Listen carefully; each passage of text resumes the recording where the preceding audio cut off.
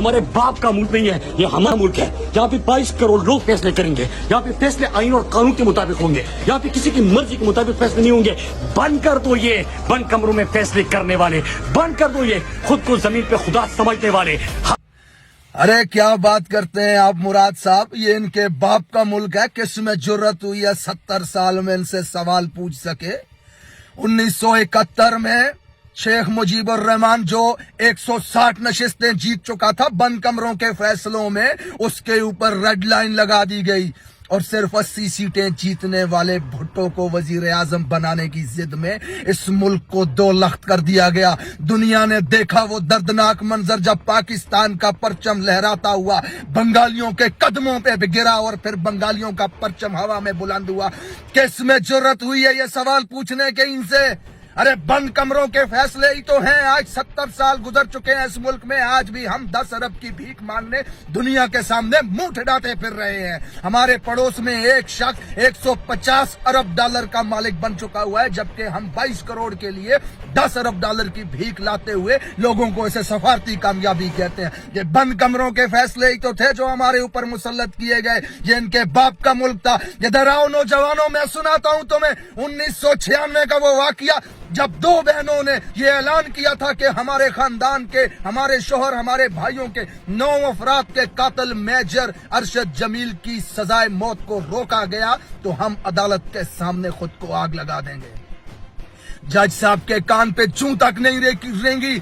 Justice of supreme court ने सजाए मौत को रोका और फिर पाकिस्तान की फिजा ने वो दर्दनाक मंजर देखा जब 2 बहनों ने खुद को आग लगाई, झुलस के मर गई उस आग में और उनके जिस्मों से उठता हुआ धुआं अदालत के अंदर जाके कमरे में जज के मुंह पे चपेड़े मार रहा था कि खुदा ने तुम्हें इस मुल्क में सबसे मुअज्जज और इज्जतदार और सबसे ताकतवर ओहदा दिया है, फिर किसके बूट की ताकत के नीचे लेटे हुए उसके मुंह को देख करके तुम फैसले करते हो इस मुल्क में। अरे अपने खानदान के 9 मकतूलों को इंसाफ देने के लिए 2 जवान बहनों को खुद को आग लगानी पड़ी। किसमें जुर्रत है इनसे सवाल पूछने की? वो मेजर अरशद जमील जिसने फौजी दस्ते के साथ मई जिंदों की जमीन पे कब्जा करने के लिए उसके 9 अफराद को घर से उठा के दरिया सिंध के किनारे पे ले जाकर के गोलियां मारी और अगले दिन GHQ से ये बयान जारी हुआ कि राह के दहशतगर्दों को मार दिया गया। वजीर आजम और आर्मी चीफ ने यूनिट को जाकर के इनाम दिए। ये तो बाद में सहाफियों की तहकीकात से पता चला कि मेजर अरशद जमील वडेरे के साथ मिलकर मई जिंदों की जमीन पे कब्जा करने के लिए उसके घर के अफराद को अगवा करके के जाके कत्ल करता है। अरे कौन है इस मुल्क में इनसे सवाल पूछने वाला? आज 80,000 लोग मरवा दिए दहशतगर्दी में, ड्रोन हमलों में, बम धमाकों में, गोलियों में। किसने पूछा आज तक इनसे सवाल? आज जिस कब्रिस्तान में जाएं आप, वहां पे 50 कब्रों के ऊपर पाकिस्तान का झंडा लहराता हुआ आपको नजर आएगा।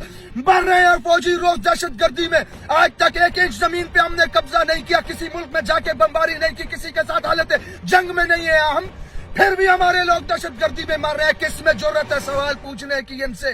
ये बंद कमरों के फैसले हैं जो इंसानी जानों का सौदा करते हैं, जो जमीरों का सौदा करते हैं, जो हमारे पैसों का सौदा करते हैं। अरे हमारे जिस्मों से, हड्डियों से गोश्त तक नोच कर खा चुके हैं, जो उनको हमारे ऊपर मुसल्लत कर दिया गया है, जिनकी करप्शन की दास्तानें कंधार से वाशिंगटन तक फैली हुई हैं, जो लूट के खा गए हैं इस मुल्क में, जिनके नौकरों के अकाउंटों से अरबों रुपया मिलता है, जिनके गुलामों के अकाउंट से अरबों रुपया मिलता है। इवन फील्ड में खरबों की जायदाद के मालिक, 1.8 बिलियन का मालिक वो जरदारी और उसका लौंडा, 1.6 बिलियन का मालिक ये नवाज शरीफ और उसकी लौंडिया हमारे ऊपर मुसल्लत किए गए। अवाम का हर दुश्मन जेलों से निकाल के, अदालतों से निकाल के अवाम के ऊपर हुक्मरान बना दिया गया है। किसके फैसले हैं ये?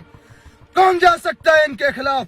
आज 22 करोड़ अवाम अगर इमरान खान को मोहसिन समझती है, अगर उन्हें लगता है कि यह शख्स हमें भूख से निकाल सकता है, उन्हें लगता है कि यह शख्स हमें गुर्बत से निकाल सकता है, उन्हें लगता है कि यह शख्स हमें बैनुल अक़वामी दुनिया में इज्जत दिला सकता है, उन्हें लगता है कि यह शख्स हमें गुलामी से आजाद करवा सकता है, तो करने दो अवाम को अपनी मर्जी का फैसला। मत करो हमारे ऊपर मुसल्लत अपने फैसलों को। बात करते हो हमारी हड्डियों से गोश्त तक नोच के ले जा चुके हो, ट्रक के पीछे हम आटे के लिए लाइनों में मर रहे हैं। आज ये बंद कमरों के फैसले थे, जिनके बाप का मुल्क था, जो इनके फैसलों के खिलाफ कोई खड़ा ना हो सका, तो आज हम इस हालत में हैं। जो जुर्रत आज मुराद सईद कर रहा है, वो जुर्रत इस मुल्क के 22 करोड़ आवाम को करनी पड़ेगी। सवाल पूछना पड़ेगा, अपने हक के लिए खड़ा होना पड़ेगा। आजादी ऐसे प्लेट में रख करके नहीं मिलती। डर को छोड़ो, खौफ को छोड़ो, میرے سے زیادہ محب وطن کون ہے؟ مجھ سے زیادہ اپنی کوچ سے محبت کرنے والا کون ہے؟ ارے کفن میں لپٹی لاش جب گھر پہ آتی ہے تو آنسو بہاتے ہوئے یہ کہتے ہو فخر ہے ہمارا بیٹا شہید ہوا، وطن پہ ہونا چاہیے فخر، لیکن یہ سوال پوچھا کرو کس نے ہمارے بیٹے کو مارا؟ کس جنگ میں ہمارا بیٹا شہید ہوا؟ کہاں ہے ہمارے بیٹے کو مارنے والا؟ کب ختم ہوگی یہ دہشت گردی؟ کب بند ہوں گے ہمارے بیٹے مرنے؟ یہ سوال پوچھنے کی جرت پیدا کرو اپنے اوپر۔ بند کمروں کے فیصلوں نے آج ملک کو اس حال میں لا دیا کہ اس ملک کا جج، ریسپیکٹڈ جج جس کو رب نے وہ عہدہ دیا ہے، کہ قیامت کے دن سب سے زیادہ سوال تم سے پوچھا جائے گا جج صاحبان، کس کی فونوں کے اوپر فیصلے کرتے ہو تم اس ملک کے اندر؟ اگر اس ملک کے نظام کو بدلنا چاہتے ہو، اپنے آنے والی نسلوں کے مستقبل کو بدلنا چاہتے ہو، تو کھڑے ہو کر کے سوال پوچھو۔ یہ بند کمروں میں کیے گئے فیصلوں کو مسترد کرو، اپنے فیصلے خود کرو اس ملک کے اندر۔